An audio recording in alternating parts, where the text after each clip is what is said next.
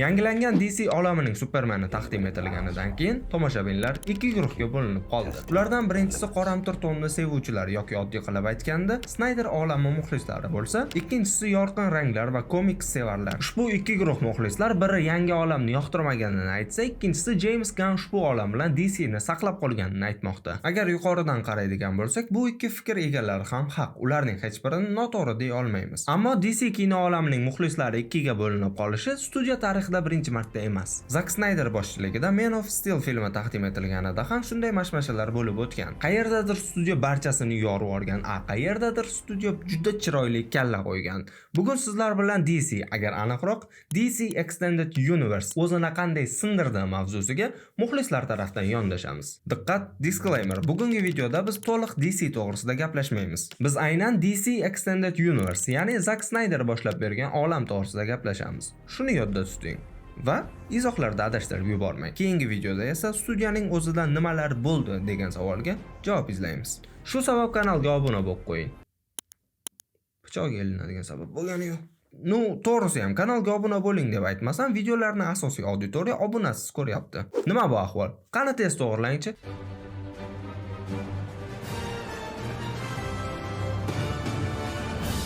2008-yil Temir odam filmining muvaffaqiyatini ko'rgach, Warner Bros kino olamida ham Marvel bilan raqobatlashamiz va bir necha yillarda Marveldan ilg'orlab ketamiz deb o'yladi. Bu vaqtda Marvel komikslar formulasiga amal qiluvchi filmlar franshizasini tuzayotgan edi. Bu vaqtdan sal avvalgiday alohida olam, alohida voqealar oqimi emas, bu safar ko'plab qahramonlar birgalikda alohida kino olam edi. Hozirgi kunda bu juda oddiydek ko'rinadi, ammo o'sha vaqt uchun bu juda katta muvaffaqiyatsizlikka olib keladigan g'oyadek edi. Marvel ushbu fikrni to'g'ri ekanligini isbotlagach, DC ham o'yinga kirishga qaror qildi. DCda haqiqatdan ham Marvelni ortda qoldirish uchun deyarli barcha narsa bo'lgan. DCning juda katta jamoalar va qahramonlarining egalik huquqlari o'zlarida edi. Misol uchun Marvelda X-Men, O'rgimchak odam, Fantastik to'rtlik kabi qahramonlariga egalik huquqlari bilan muammolari bo'lgan. Nolanning Qora Ritsar trilogiyasi. Christopher Nolan boshchiligidagi Qora Ritsar filmi 2008-yilda DCga juda katta shon-shuhrat olib keldi va teatr kassalarida 1 milliard dollardan ortiqroq jamladi. Warner Bros Qora Ritsarning keyingi qismi ham yomon natija ko'rsatmaganini ko'rgach, Christopher Nolanni Qora Ritsar olamini DCning asosiy kino olamiga aylantirib, franshizani davom ettirishini so'rab, kinolashni boshlashdi. Nolan esa "Qo'ysanglar-chi" deb javob berdi. Keyin Warner Bros Zack Snyderni DCning asosiy kino olamini boshlab beruvchi rejissyor sifatida tanladi. Zack Snyder olami. Zack Snyderni tanlashda mantiq bor edi. Sababi Snyder komikslarga yaqin, ammo qoramtir ton, barcha qahramonlar jiddiy va ular azob chekadi kabi yo'nalishlarga ega rejissyor. Warner Bros aynan shundan foydalanib, Marvel komikslarga yaqin bo'lsa, biz reallikka yaqin filmlar ishlaymiz degan qarorga keldi. 2013-yil Man of Steel, Henry Cavill ijrosidagi Superman taqdim etildi va DC Extended Universe paydo bo'lishiga ilk toshlar qo'yila boshlandi. Man of Steel Supermanning origini, ya'ni kelib chiqish tarixi sifatida berilgan. Film yaxshi chiqqan, soundtrack va vizual effektlar ajoyib ishlangan. Kamiga Man of Steel teatr kassalarida ham yomon natija ko'rsatmagan.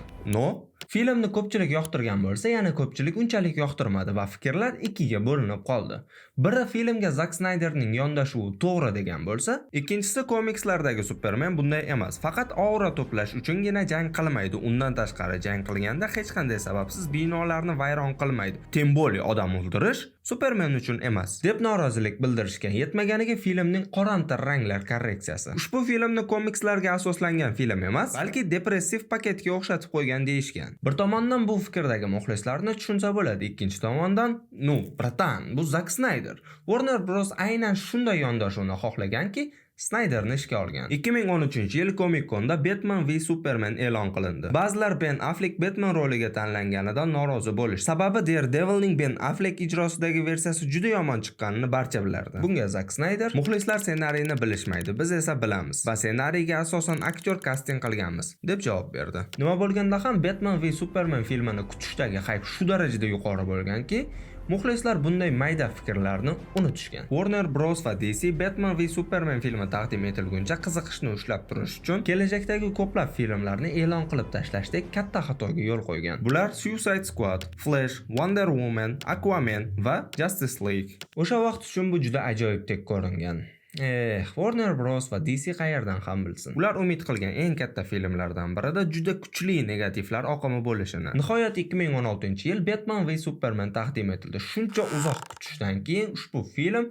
muxlislarga bayramdek bo'lishi kerak edi. Lekin Batman v Superman Warner Bros va DC uchun sinovga aylanib qoldi. Chunki film chiqqangacha bo'lgan hype'ni deb ko'plab muxlislarning ushbu filmdan umidlari juda katta edi. Hatto bu film bilan DC Marveldan o'tib ketadi degan umidlar ham bo'lgan. Ha, aynan mana shu joyda muxlislar orasida Marvel vs DC degan mavzu boshlangan. O'zimning birinchi videom esimga tushib ketdi. Film taqdim etilganida esa yana an'anaga sodiq qolgan holda fan baza ikkiga ajralib qoldi. Birinchi guruh zo'r Epic Snyderning DC olamiga bo'lgan qarashi juda ajoyib desa, ikkinchisi yo'q, bu juda og'ir, juda chalkash va 2-3 film bajarishi kerak bo'lgan vazifa bitta filmga tiqib yuborilgan deyishgan. Umuman olganda bu fikr to'g'ri deyishimiz mumkin. Sababi Batman v Superman filmiga bir vaqtning o'zida Man of Steel filmining to'g'ridan-to'g'ri davomi, yangi Batmanning kino olamiga kirib kelishi, Wonder Woman'ni kichik tanishtirish, Adolat ligasiga tayyorlash, shu bilan birga ulkan fojia va boshqa vazifalar yuklatilgan edi. Bu yondashuv muxlislarda epik darajada hissiyotlarni uyg'otishi kutilgan, ammo ko'plab muxlislarga juda og'irlik qilib, miyani epik darajada charchatgan. Va albatta Batman v Superman to'g'risida gapirar ekanmiz, Marta sahnasisiz o'tib keta olmaymiz. To'g'risi bu sahna tarixga kirgan.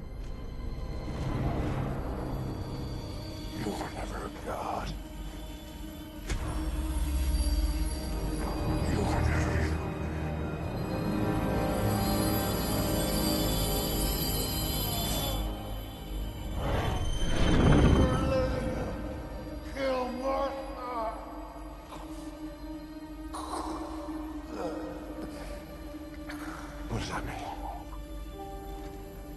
Why did you say that name? Find him! Save Martha!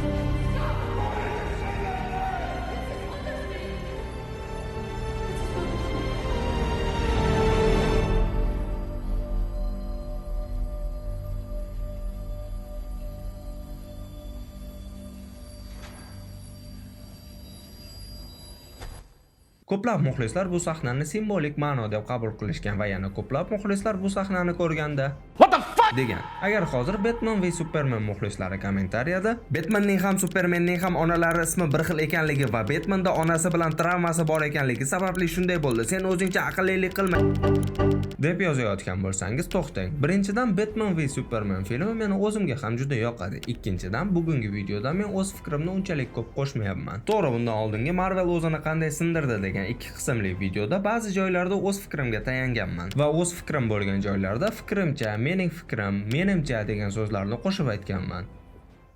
Menimcha. Men ham asosiy ma'lumotlarni onlayn maqolalardan, YouTube videolardan va insiderlardan olaman. Fact checking qilib, keyin video tayyorlayman.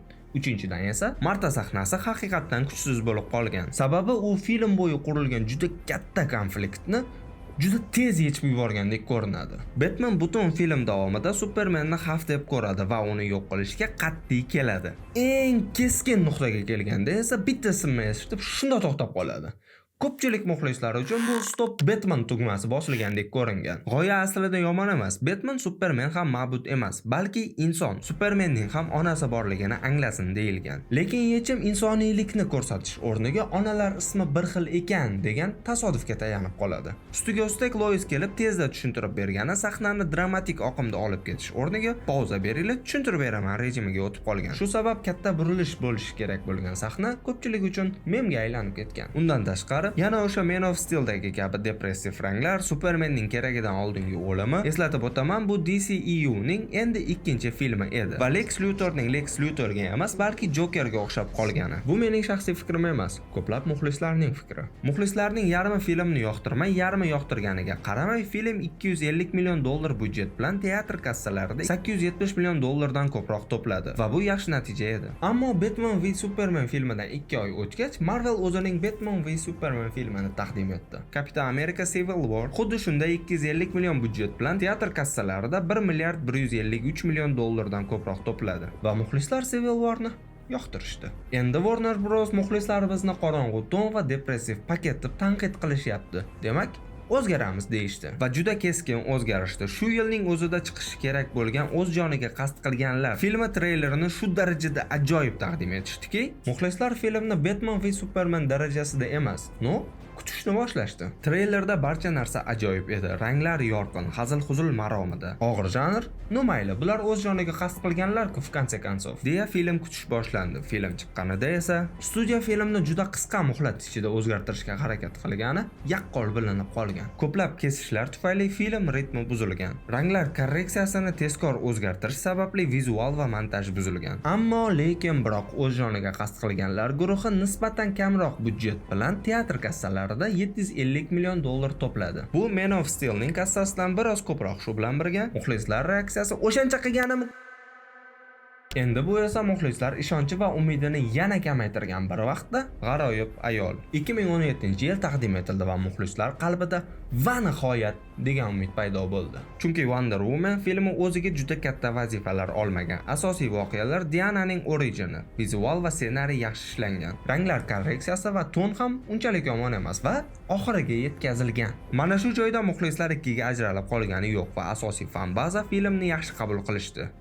Adolat Ligasi va Zack Snyderdan keyin 2017-yil Adolat Ligasi filmi taqdim etildi. Film ustidagi ishlar hali to'liq yakunlanmagan payt Zack Snyder DCdan ketgan. Ana endi bundan keyingi filmlar juda ajoyib bo'ladi. Sababi shu vaqtgacha DCda qanday muammo bo'lgan bo'lsa, barchasiga Zack Snyderning qoramtir toni aybdor edi-ku, to'g'rimi? Yo'q. Juda ko'p vazifani o'ziga olgan film. CGIda yaxshi berkitilmagan soqol, uzuq yulluq ssenariy, birdaniga jiddiylik va yana birdaniga hazil mutoyiba, yetmaganiga yemagan joyda.